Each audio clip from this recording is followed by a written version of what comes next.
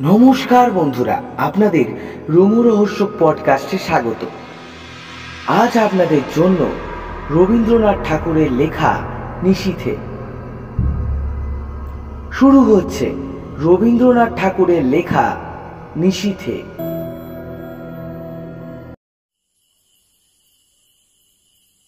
Doctor, ও doctor, জ্বালাতন করলো, তাও আবার এই অর্ধেক রাত্রে। চোখ মেলে দেখি আমাদের জমিদার দক্ষিণাচরণ বাবু। ধরফর করে উঠে পিঠ ভাঙা চৌকিটা টেনে এনে তাকে বসতে দিলাম এবং উদ্বিগ্নভাবে তার মুখের দিকে চেয়ে রইলাম। ঘড়িতে দেখি তখন রাত্রি 2:30। দক্ষিণাচরণ বাবু বিবর্ণ মুখে বিস্ফারিত নেত্রে বলল,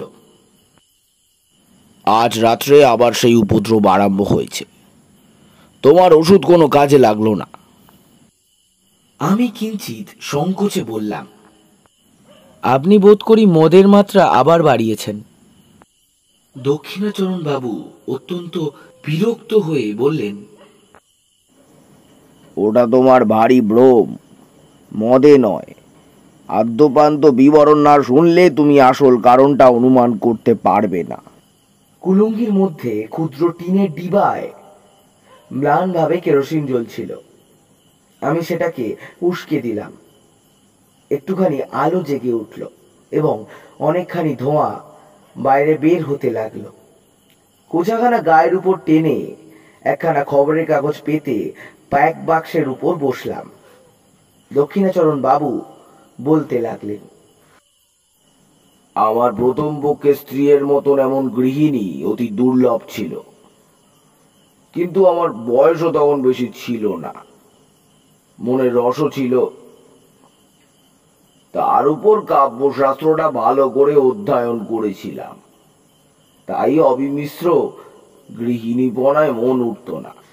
কালিদাসের সেই শ্লোকটা প্রায় মনে উদয় হতো, গৃহিণী সচিব সখী মিতৌ, প্রিয় শিষ্যা ললিতে কলাবিধৌ। কিন্তু আমার গৃহিণীর কাছে ললিত কলাবিধর কোনো উপদেশ খাটত না এবং সখীভাবে প্রণয়ন সম্ভব করতে গেলে তিনি হেসে উড়িয়ে দিতেন। গঙ্গা স্রোতে যেমন ইন্দ্রের ইরাবত নাকাল হয়েছিল, তেমনি তার হাসি মুখে বড় বড় কাব্যের টুকরো এবং ভালো ভালো আদরের সম্ভাষণ মুহূর্তের মধ্যে অপদস্থ হয়ে ভেসে যেত। তার হাসবার আশ্চর্য ক্ষমতা ছিল। তার উপর আজ বছর 4 হলো আমাকে সাংঘাতিক রোগে ধরল। ওষ্ঠাব্রণ হয়ে জ্বর বিকার হয়ে মরবার দাখিল হলাম। বাঁচবার আশা ছিল না। একদিন এমন হলো যে ডাক্তার এসে জবাব দিয়ে চলে গেল। এমন সময় আমার এক আত্মীয় কোথা থেকে এক ব্রহ্মচারী এনে উপস্থিত করলো। সে গব্বঘৃতের থেকে একটা শিকড় বেটে আমাকে খাইয়ে দিল। ওষুধের গুণেই হোক বা অদৃষ্টর ক্রমেই হোক, সে যাত্রায় বেঁচে গেলাম। যম তখন পড়া হতো ব্যাঘ্রের মতো আমাকে তার কবল থেকে ফেলে আমার স্ত্রীর কাছে দিয়ে গেলেন, কিন্তু যাবার সময় আমার স্ত্রীকে একটা প্রবল থাবা মেরে গেলেন। আমার স্ত্রী তখন গর্ভবতী ছিলেন। অনতিকাল পরে এক মৃত সন্তান প্রসব করলেন। তারপর থেকেই তার নানান জটিল ব্যামোর সূত্রপাত হলো। তখন আমি তার সেবা আরম্ভ করে দিয়েছিলাম। তা দেখে সে বিব্রত হয়ে বলল, করো কি, লোকে কি বলবে? তুমি অমন করে আমার ঘরে দিন রাত্রি যাতায়াত করো না। যেন নিজের পাখার বাতাস খাচ্ছি। এইরূপ ভান করে রাত্রে যদি তার জন্য জ্বরের সময় পাখার বাতাস করতে যেতাম, তো ভারী একটা কাড়াকাড়ির ব্যাপার পড়ে যেত। কোনোদিনও যদি তার সেবা শুশ্রূষার উপলক্ষে আমার খাবার দাবার 10 মিনিট দেরি হয়ে গেলেই, তবে সেও নানান প্রকার অনুনয় অনুযোগের কারণ হয়ে দাঁড়াতো। স্বল্প মাত্র সেবা করতে গেলে হিতে বিপরীত হয়ে যেত। তিনি বলতেন, পুরুষ মানুষের অতটা বাড়াবাড়ি ভালো নয়। আমাদের সেই বড়নগরে বাড়িটি বোধহয় তুমি দেখেছো। বাড়ির সামনেই বাগান এবং বাগানের সম্মুখেই গঙ্গা বইছে। আমাদের শোবার ঘরের নিচে দক্ষিণের দিকে খানিকটা জমি মেয়েদের বেড়া দিয়ে ঘিরে আমার স্ত্রী নিজের মনের মতো এক টুকরো বাগান বানিয়েছিলেন। সমস্ত বাগানটির মধ্যে সেই খণ্ডটি অত্যন্ত সাদাসিধা এবং নিতান্ত দিশি, অর্থাৎ তার মধ্যে গন্ধের অপেক্ষা বর্ণের বাহার, ফুলের অপেক্ষা পাতার বৈচিত্র্য ছিল না, এবং টবের মধ্যে এক কিঞ্চিত উদ্ভিজ্জের পার্শ্বে কাঠি অবলম্বন করে কাগজে নির্মিত ল্যাটিন নামের জয়ধ্বজা উঠত না। বেল, জুই, গোলাপ, গন্ধরাজ, করবী এবং রজনীগন্ধারও ফলন একটু বেশি। প্রকাণ্ড একটা বকুল গাছের তলায় সাদা মার্বেল দিয়ে বাঁধানো ছিল। সুস্থ অবস্থায় তিনি নিজে দাঁড়িয়ে দুবেলা পরিষ্কার করতেন। গ্রীষ্মকালে কাজের অবকাশে সন্ধ্যার সময় সেটাই ছিল তার বসা স্থান। সেখান থেকে গঙ্গা দেখা যেত। অনেকদিন শয্যাগত থেকে একদিন চৈত্র শুক্লা পক্ষ সন্ধ্যায় তিনি বললেন, ঘরে বদ্ধ থেকে আমার প্রাণ কেমনই যেন করছে। আজ একবার আমার সেই বাগানে গিয়ে বসবো। আমি তাকে বহু যত্নে ধীরে ধীরে সেই বকুলতলার প্রস্তর বেদিটায় নিয়ে শুইয়ে দিলাম। আমারই কোলের উপর তার মাথাটি তুলে রাখতে পারতাম, কিন্তু জানি সেটাকে তিনি অদ্ভুত আচরণ বলে গণ্য করবেন। তাই একটা বালিশ এনে তার উপর মাথাটা রেখে দিলাম। দু একটা করে প্রস্ফুট ফুল ঝরতে লাগলো এবং শাকান্তরাল হতে ছায়াঙ্কিত জ্যোৎস্না তার শীর্ণ মুখের উপর এসে পড়ল। চারিদিক শান্ত নিস্তব্ধ। সেই ঘনগন্ধপূর্ণ ছায়া অন্ধকারে এক পার্শ্বে নীরবে বসে আমি তার মুখের দিকে চেয়ে আমার চোখে জল এসে গেল। আমি ধীরে ধীরে তার কাছে আসলাম।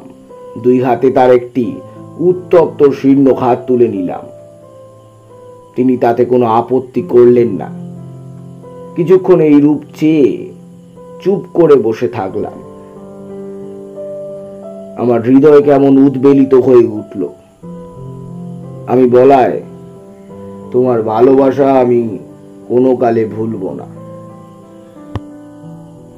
তখনই বুঝলাম কথাটি বলবার কোনো অবকাশ ছিল না। আমার স্ত্রী হেসে উঠলেন। সে হাসতে হাসতে লজ্জা পাচ্ছিল, সুখ ছিল এবং কিঞ্চিত অবিশ্বাসও ছিল, এবং ওর মধ্যে অনেকটা পরিমাণ পরিহাসের তীব্রতাও ছিল। প্রতিবাদ স্বরূপে একমাত্র একটা কথা না বলে কেবল তার সেই হাসির দ্বারা জানালেন, কোনো কালে ভুলবে না, এই কখনো সম্ভব নয়, এবং আমি তার প্রত্যাশাও করি না। ওই সুমিষ্টি সুতীক্ষ্ণ হাসির ভয়ই আমি কখনো আমার স্ত্রীর সঙ্গে রীতিমতো প্রেমালাপ করতে সাহস করি না। অসাক্ষাতে যে সকল কথা মনে উদয় হতো, তার সম্মুখে গেলেই সেগুলো নিতান্ত বাজে কথা বলে বোধ হতো। ছাপার অক্ষরে যেসব কথা পড়লে দু চক্ষু দিয়ে দরদর করে জল পড়তে থাকে, সেইগুলোই মুখে বলতে গেলে কেন যে হাস্যের উপদ্রব হয়, এ পর্যন্ত বুঝতে পারলাম না। বাদ প্রতিবাদ কথায় চলে, কিন্তু হাসির উপরে তর্ক চলে না। কাজেই চুপ করাই বুদ্ধিমানের কাজ। জ্যোৎস্না আরো উজ্জ্বলতর হয়ে উঠল। একটা কোকিল ক্রমাগত ডেকে অস্থির হয়ে গেল। আমি বসে বসে ভাবতে লাগলাম। বহু চিকিৎসায় আমার স্ত্রীর রোগ উপশমের কোনো লক্ষণ দেখা গেল না। ডাক্তার বলল, একেবার বায়ু পরিবর্তন করে দেখলে ভালো হয়। আমি স্ত্রীকে নিয়ে এলাহাবাদে গেলাম। এইখানে দক্ষিণাবাবু হঠাৎ থমকে চুপ করলেন। সন্দিগ্ধভাবে আমার মুখের দিকে চাইলেন। তারপর দুই হাতের মধ্যে মাথা রেখে ভাবতে লাগলেন। আমিও চুপ করে রইলাম। কুলুঙ্গিতে কেরোসিন মিট মিট করে জ্বলতে লাগলো এবং নিস্তব্ধ ঘরে মশার ভন ভন শব্দ সুস্পষ্ট হয়ে উঠল। হঠাৎ মৌন ভঙ্গ করে দক্ষিণাবাবু বলতে আরম্ভ করলেন, সেখানে হারান ডাক্তার আমার স্ত্রীকে চিকিৎসা করতে লাগলেন। অবশেষে অনেককাল একভাবে কাটার পর ডাক্তারও বললেন, আমিও বুঝলাম এবং আমার স্ত্রীও বুঝলেন যে তার ব্যামো সারবার মতো নয়, তাকে চিররুগ্ন হয়েই কাটাতে হবে। তখন একদিন আমার স্ত্রী আমাকে বললেন, যখন আমার রোগও সারবে না আর আমার এত তাড়াতাড়ি মৃত্যুও নেই, তখন আর কতদিন জীবন মৃত্যুর সঙ্গে থাকবে? তুমি বরং আরেকটা বিয়ে করো। যতদিনে দেহে জীবন আছে, তিনি বাধা দিয়ে বললেন, নাও নাও, আর বলতে হবে না। তোমার কথা শুনে আমি আর বাঁচি না। আমি পরাজয় স্বীকার না করে বললাম, এ জীবনে আর কাউকে ভালোবাসতে পারবো না। শুনে আমার স্ত্রী ভারী হেসে উঠলেন। তখন আমাকে ক্ষান্ত হতে হলো। জানি না তখন নিজের কাছেও কোনো স্পষ্ট স্বীকার করেছি কিনা, কিন্তু এখন বুঝতে পারছি এ আরোগ্য আশাহীন সেবা কার্যে আমি মনে মনে পরিশ্রান্ত। এই কার্যে যে ভঙ্গ দেব এমন কল্পনাও আমার মনে ছিল না, অথচ চিরজীবন এই চিররুগ্নকে নিয়ে জীবন যাপন করতে হবে এই কল্পনাও আমার নিকটে পীড়াজনক হচ্ছিল। হায়, প্রথম যৌবনকালে যখন সম্মুখে তাকিয়েছিলাম, তখন প্রেমের হুকে, সুখের আশ্বাসে, সৌন্দর্যের মরীচিকার সমস্ত ভবিষ্যৎ জীবন প্রফুল্ল দেখেছিলাম। আজ হতে শেষ পর্যন্ত কি বলি আশাহীন, সুদীর্ঘ, সুতৃষ্ণ মরুভূমি। আমার সেবার মধ্যে সেই আন্তরিক শান্তি নিশ্চয় তিনি দেখতে পেয়েছিলেন, তখন জানতাম না। কিন্তু এখন সন্দেহ মাত্র নেই যে তিনি আমাকে যুক্তাক্ষরীণ প্রথম বাক শিশু শিক্ষার মতো অতি সহজে বুঝতেন। এই জন্যই তখন উপন্যাসের নায়ক সাজিয়ে গম্ভীরভাবে তার নিকটে কর্তৃত্ব ফলাতে যেতাম। তিনি এমন সুগভীর স্নেহ অথচ অনিবার্য কৌতুকের সহিত হেসে উঠতেন, আমার নিজের অগোচর অন্তরের কথাও অন্তর্যামিনায় তিনি সমস্তই জানতেন। এ কথা মনে করলে আজও লজ্জায় মরে যেতে ইচ্ছা করে। হারান ডাক্তার আমাদের স্বজাতীয়, তার বাড়িতে আমার প্রায় নিমন্ত্রণ থাকত। কিছুদিন যাতায়াতের পর ডাক্তার তার মেয়ের সঙ্গে আমার পরিচয় করে দিলেন। মেয়েটি অবিবাহিত, তার বয়স 15 হবে। ডাক্তার বললেন তিনি মনের মতো পাত্র না পেলে বিবাহ দেবেন না, কিন্তু বাইরের লোকের কাছে গুজব শুনেছিলাম মেয়েটি কুলের দোষ আছে। মরুভূমির মধ্যে আর একবার মরীচিকা দেখতে পেলাম। তৃষ্ণা যখন বুক পর্যন্ত, তখন চোখের সামনে কুলো পরিপূর্ণ স্বচ্ছ জল ছল ছল টলটল করতে লাগলো। তখন মনকে প্রাণপণে টেনে আর ফিরতে পারলাম না। রোগীর ঘর আমার কাছে দ্বিগুণ নিরানন্দ হয়ে উঠল। তখন প্রায় শুশ্রূষা করবার এবং ওষুধ খাওয়াবার নিয়ম ভঙ্গ হতে লাগলো। হারান ডাক্তার আমাকে প্রায় মাঝে মাঝে বলতেন, যাদের রোগ আরোগ্য হবার কোনো সম্ভাবনা নেই তাদের পক্ষে মৃত্যুই ভালো, কারণ বেঁচে তাদের নিজেরও অসুখ, অন্যেরও অসুখ। কথাটা সাধারণভাবে বলতে দোষ নেই, কিন্তু আমার স্ত্রীকে লক্ষ্য করে এমন প্রসঙ্গ তোলা তার উচিত হয়নি। কিন্তু মানুষের জীবন মৃত্যু সম্বন্ধে ডাক্তারের মন এমন অসাড় যে তারা ঠিক আমাদের মনের অবস্থা বুঝতে পারে না। হঠাৎ একদিন পাশের ঘর থেকে শুনতে পেলাম আমার স্ত্রী হারান বাবুকে বলছেন,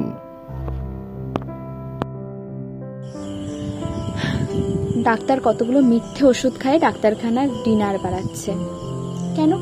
আমার প্রাণটাই যখন ব্যামো, তখন এমন একটা ওষুধ দাও যাতে শীঘ্রই আমার প্রাণটা চলে যায়। ডাক্তার বললেন, ছি, এমন কথা বলবেন না।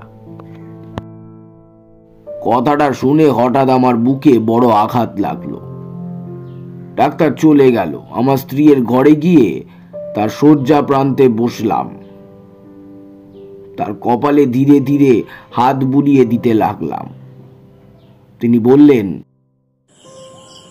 এই ঘরে বড় গরম, তুমি বাইরে যাও, তোমার বেড়াতে যাওয়ার সময় হয়েছে। খানিকটা না বেড়ালে তুমি রাত্রে খেতে পারবে না। বেড়াতে যাওয়ার অর্থ হলো ডাক্তারের বাড়ি যাওয়া, এমনই তাকে বুঝিয়েছিলাম। ক্ষুধা সঞ্চয়ের পক্ষে খানিকটা বেরিয়ে আসা বিশেষ আবশ্যক। এখন নিশ্চয়ই বলতে পারি তিনি প্রতিদিনই আমার এই ছলনাটুকু বুঝতেন। আসলে তিনি নির্বোধ নন। এই বলে দক্ষিণাচরণ বাবু অনেকক্ষণ চুপ করে বসে রইলেন। অবশেষে তিনি বললেন, আমাকে এক গ্লাস জল এনে দাও তো। জল খেয়ে দক্ষিণাচরণ বাবু বলতে আরম্ভ করলেন, একদিন ডাক্তার বাবুর কন্যা মনোরমা আমার স্ত্রীকে দেখতে আসবার ইচ্ছা প্রকাশ করলেন। জানি না কি কারণে তার এই প্রস্তাব আমার ভালো লাগলো না, কিন্তু প্রতিবাদ করবার কোনো হেতু ছিল না। তিনি একদিন সন্ধেবেলায় আমার বাসায় এসে উপস্থিত হলেন। সেদিন আমার স্ত্রীর বেদনা অন্য দিনের অপেক্ষায় কিছু বেড়ে উঠেছিল।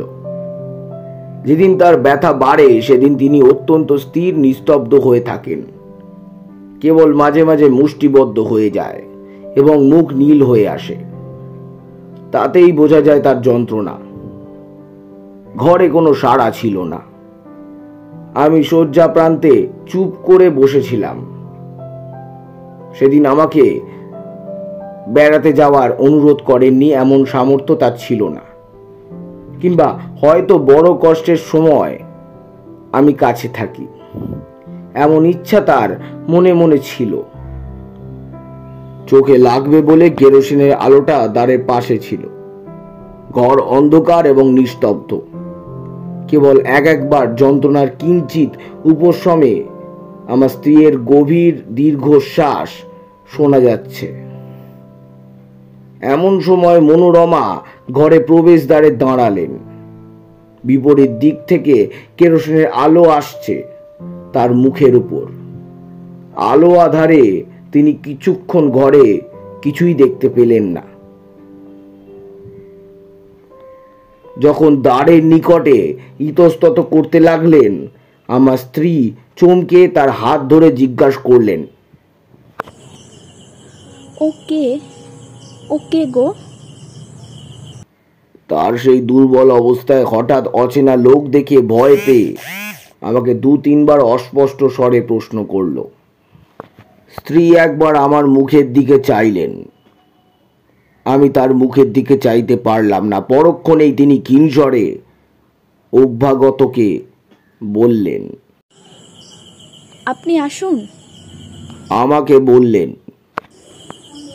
আলোটা ধরো। মনোরমা ঘরে এসে বসলেন। তার সঙ্গে রোগিণীর অল্প স্বল্প আলাপ চলতে লাগলো। এমন সময় ডাক্তারবাবু এসে উপস্থিত হলেন। তিনি তার ডাক্তারখানা থেকে 2 শিশি ওষুধ সঙ্গে এনেছিলেন। সেই 2 শিশি ওষুধ বাইরে বের করে আমার স্ত্রীকে বললেন, এই নীল শিশিটা মালিশ করবার, আর এটা খাবার। দেখবেন দুটোতে মিলিয়ে ফেলবেন না, এই ওষুধটা ভারী বিষ। আমাকেও একবার সতর্ক করে দিয়ে ওষুধ দুটি পার্শ্ববর্তী টেবিলে রেখে দিলেন। বিদায় নেওয়ার সময় ডাক্তার তার কন্যাকে ডাকলেন। মনোরমা বলল সে এখানেই থাকবে, কারণ স্ত্রীলোক কেউ নেই। আমার স্ত্রী ব্যস্ত হয়ে বললেন, না না, আপনি কষ্ট করবেন না, পুরনো জি আছে, সে আমার মায়ের মতো যত্ন করে। ডাক্তার হেসে বললেন, উনি মা লক্ষ্মী, চিরকাল পরের সেবা করে এসেছেন, উনি অন্যের সেবা নেন না। কন্যাকে নিয়ে ডাক্তার যাবে এমন সময় আমার স্ত্রী বললেন, আসুন না, আপনাকে নদীর ধার থেকে একবার ঘুরিয়ে নিয়ে আসি। আমি ঈষৎ আপত্তি দেখিয়ে অনতিবিলম্বে সম্মত হলাম। ডাক্তার যাবার সময় 2 শিশি ওষুধের সম্বন্ধে আমার স্ত্রীকে সতর্ক করিয়ে দিলেন। সেদিন ডাক্তারের বাড়িতেই খাবার খেলাম। ফেরার সময় রাত হয়ে গেল। দেখি আমার স্ত্রী ছটপট করছে। অনুতাপে বিদ্ধ হয়ে জিজ্ঞাসা করলাম, তোমার কি ব্যথা বেড়েছে? তিনি উত্তর করতে পারলেন না, নীরবে আবার মুখের দিকে চেয়ে রইলেন। তখন তার কণ্ঠ রোধ হয়ে গিয়েছে। আমি তৎক্ষণাৎ সেই রাত্রিরে ডাক্তারকে ডেকে আনলাম। ডাক্তার প্রথমটা এসে অনেকক্ষণ কিছুই বুঝতে পারল না। অবশেষে জিজ্ঞাসা করলেন, সেই ব্যথাটা কি বেড়ে উঠেছে? ওষুধটা একবার মালিশ করলে হয় না? বলে শিশিটা টেবিল থেকে নিয়ে সেটা দেখল খালি। আমার স্ত্রীকে জিজ্ঞাসা করলেন, আপনি কি ভুল করে এই ওষুধটা খেয়েছেন? আমার স্ত্রী ঘাড় নেড়ে নীরবে জানালেন, হ্যাঁ। ডাক্তার তৎক্ষণাৎ গাড়ি করে তার বাড়ি থেকে পাম নিয়ে আসতে ছুটল।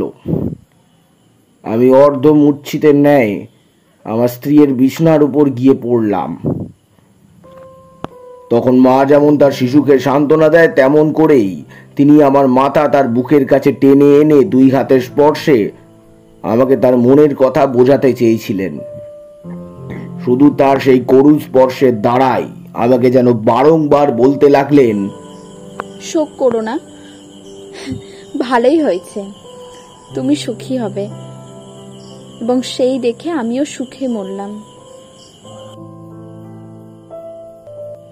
ডাক্তার যখন ফিরলেন তখন জীবনের সঙ্গে সঙ্গে আমার স্ত্রীর সকল যন্ত্রণার অবসান হয়েছে।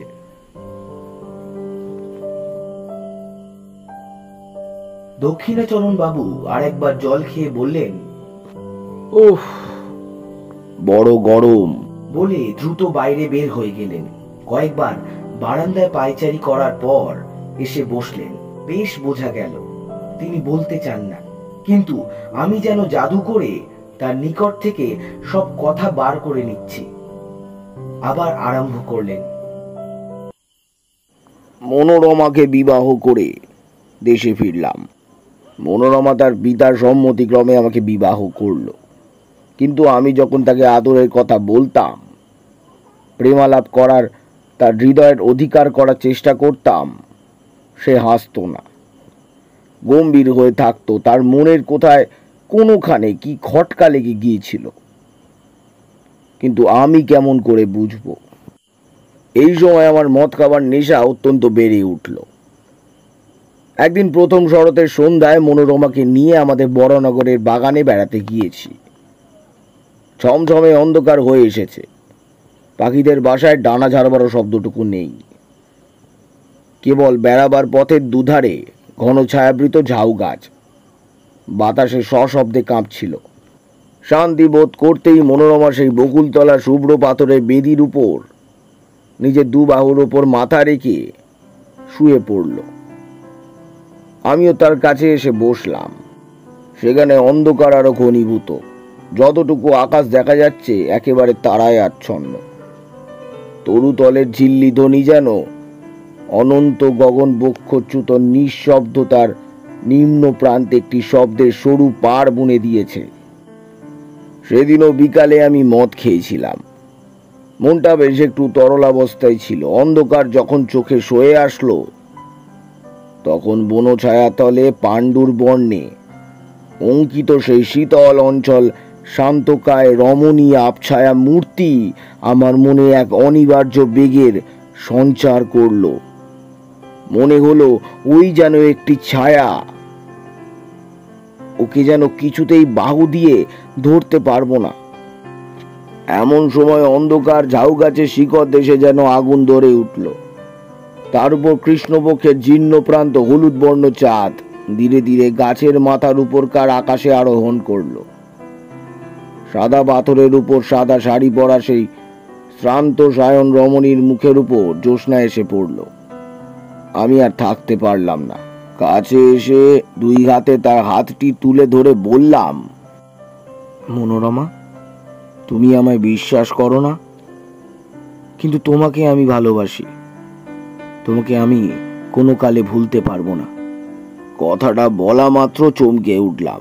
মনে পড়ল ঠিক এই কথাটা একদিন আমার কাউকে বলা হয়েছিল, এবং সেই মুহূর্তেই বকুল গাছের শাখার উপর দিয়ে, ঝাউ গাছের মাথার উপর দিয়ে, কৃষ্ণপক্ষের পিত্তবর্ণ ভাঙা চাঁদের নিচে দিয়ে, গঙ্গার পূর্ব পার হইতে গঙ্গার সুদূর পশ্চিম আর পর্যন্ত হা হা করে অত দ্রুত বেগে একটা হাসি বয়ে গেল। সেটা মর্মবেদী হাসি কি না অভ্রবেদী হাহাকার বলতে পারি না, কিন্তু পাথরের বেদির উপর মূর্ছিত হয়ে নিচে পড়ে গেলাম।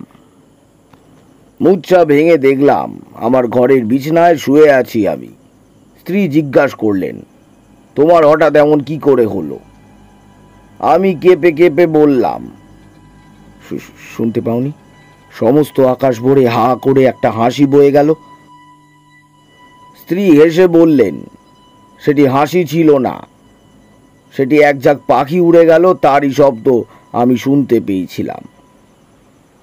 দিনের বেলা স্পষ্ট বুঝতে পারলাম পাখির ঝাঁক উড়বার শব্দই বটে।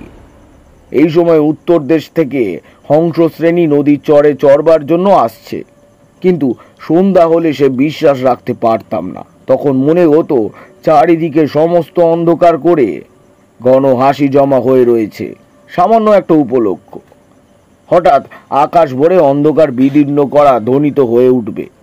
অবশেষে এমন হলো, সন্ধ্যার পর মনোরমার সহিত একটা কথা বলতে আমার সাহস হতো না। তখন আমাদের বরানগরের বাড়ি ছেড়ে মনোরমাকে নিয়ে বোটে করে বাইরে বেরোলাম। অগ্রহায়ণ মাসের নদী বাতাসের সমস্ত ভয়ে চলে গেল। কয়েকদিন বড় সুখে ছিলাম। চারিদিকে সৌন্দর্যের আকৃষ্ট হয়ে মনোরমাও যেন তাদের হৃদয়ের রুদ্ধদ্বার অনেক দিন পরে ধীরে ধীরে আমার নিকট খুলতে লাগলো। গঙ্গা ছেড়ে অবশেষে পদ্মা এসে পৌঁছালাম। ভয়ঙ্করী পদ্মা তখন হেমন্তের ভুজঙ্গির মতো ক্রুশ নির্জব ভাবে সুদীর্ঘ শীত নিদ্রায় নিবৃষ্ট ছিল। উত্তর পারে জনশূন্য তৃণশূন্য দিগন্ত প্রসারিত বালির চর ধুধু করছিল, এবং দক্ষিণের উচ্চ পাড়ের উপর গ্রামের আমবাগানগুলি এক রাক্ষসে নদীর নিতান্ত মুখের কাছে জোর হস্তে দাঁড়িয়ে কাঁপছিল। পদ্মা ঘুমের ঘোরে একবার পাশ ফিরছিল, এবং বিদীর্ণ তটভূমি ঝুপঝুপ করে ভেঙে পড়ছিল। এইখানেই বেড়াবার সুবিধা দেখে বোট বাঁধলাম। একদিন আমরা দুজনে বেড়াতে বেড়াতে বহু দূর চলে গেলাম। সূর্যাস্তের স্বর্ণছায়া মিলিয়ে যেতে লাগলো। শুক্লপক্ষের নির্মল চন্দ্রলোক দেখতে দেখতে ফুটে উঠল। সে অন্তহীন অভ্র বালিচরের উপর যখন অজস্র অবারিত উচ্ছ্বাসিত জ্যোৎস্না একেবারে আকাশের সীমান্ত পর্যন্ত প্রসারিত হয়ে গেল, তখন মনে হলো যেন জনশূন্য চন্দ্রলোকের অসীম স্বপ্ন রাজ্যের মধ্যে কেবল আমরা দুজন ভ্রমণ করছি। একটা লাল শাল মনোরমার মাথার উপর থেকে নেমে তার মুখখানা বেষ্টন করে তার শরীরটা আচ্ছন্ন করে রয়েছে।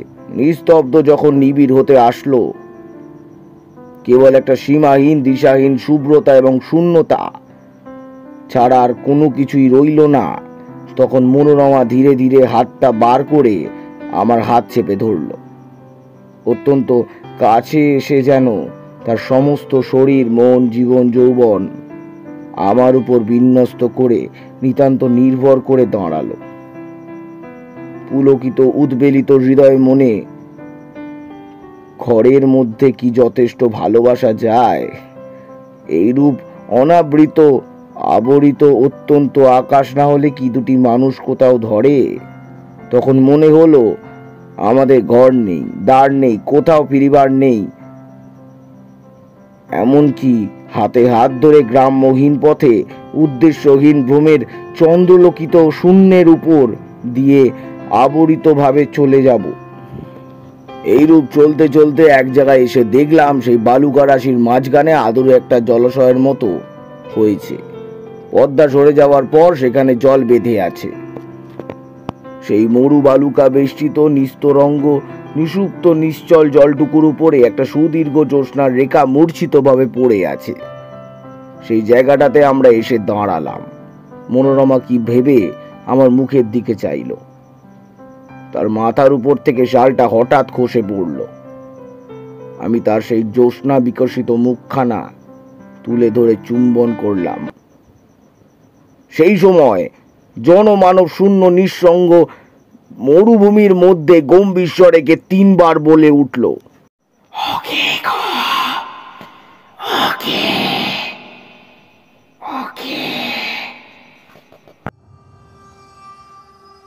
আমি চমকে উঠলাম, আমার স্ত্রীও কেঁপে উঠলেন, কিন্তু পরক্ষণেই আমরা দুজনে বুঝলাম এই শব্দ মানসিক নয়, অমানসিকও নয়, চরবিহারী জলচর পাখির ডাক।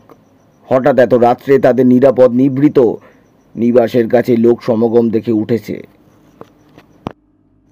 সেই ভয়ের চমক খেয়ে আমরা দুজনেই তাড়াতাড়ি বোটে ফিরলাম। রাত্রে বিছানায় এসে শুলাম। শান্ত শরীরে মনোরমা অবিলম্বে ঘুমিয়ে পড়ল।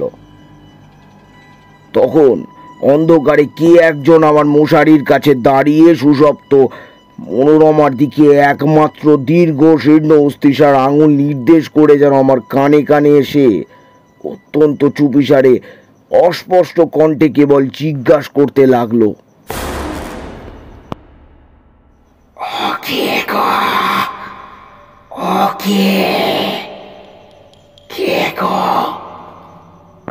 তাড়াতাড়ি উঠে দেশলাই জ্বালিয়ে বাতি ধরালাম। সেই মুহূর্তে ছায়ামূর্তি মিলিয়ে গেল।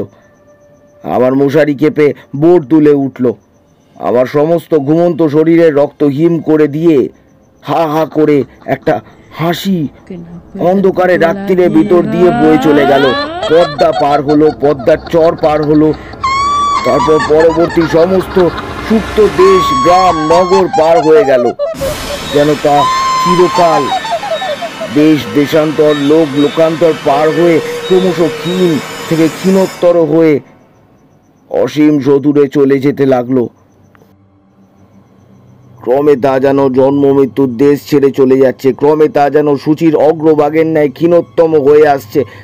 এত ক্ষীণ শব্দ শুনিনি কখনো, কল্পনাও করিনি। আমার মাথার উপর যেন আকাশ ভেঙে পড়ছে। সেই শব্দ যতই দূরে যাচ্ছে কিছুতেই আমার মস্তিষ্কের সীমা ছাড়াতে পারছে না। অবশেষে একান্ত অসহ্য হয়ে তখন ভাবলাম, আলো নিভিয়ে না দিলে ঘুমাতে পারবো না।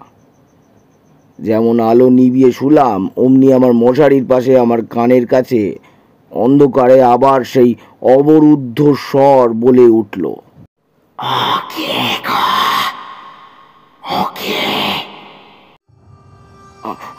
আমার বুকের রক্ত ঠিক সমান তালে ক্রমাগতই ধ্বনিত হতে লাগলো।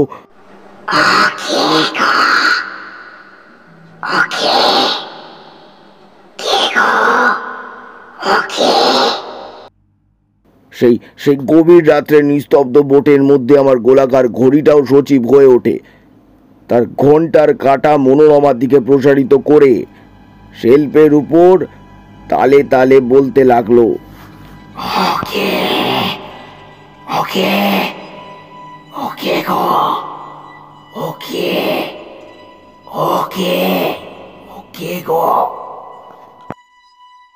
বলতে বলতে দক্ষিণাচরণ বাবু পাংশুবর্ণ হয়ে আসলেন। তার কণ্ঠস্বর রুদ্ধ হয়ে আসলো। আমি তাকে স্পর্শ করে বললাম, একটু জল খান। এমন সময় হঠাৎ আমার কেরোসিনের শিখাটা ধপ করে নিভে গেল। হঠাৎ দেখি বাইরে আলো হয়েছে। কাক ডেকে উঠল, দোয়েলের শীষ দিতে লাগলো। আমার বাড়ির সম্মুখবর্তী পথে একটা মহিষের গাড়ি ক্যাচ ক্যাচ শব্দ করে চলে গেল। হঠাৎ দক্ষিণাচরণ বাবুর মুখের ভাব একেবারে বদলে গেল। ভয়ের কিছুমাত্র চিহ্ন রইল না। রাত্রের কুহুকে কাল্পনিক শঙ্কর মাওতায় আমার কাছে যে এত কথা বলে ফেলেছেন, সেজন্য অত্যন্ত লজ্জিত এবং আমার উপর আন্তরিক ক্রুদ্ধ হয়ে উঠলেন। শিষ্ট সম্ভাষণা মাত্র করলেন না, অকস্মাৎ উঠে দ্রুত বেগে চলে গেলেন। সেই দিনই অর্ধরাত্রে আবার দ্বারে এসে ঘা পড়ল। ডাক্তার, ও ডাক্তার।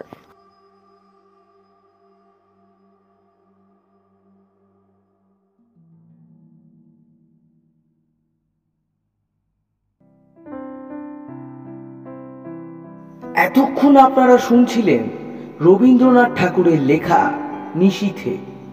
আজকের গল্প এতটাই। দেখা হচ্ছে পরের গল্পে।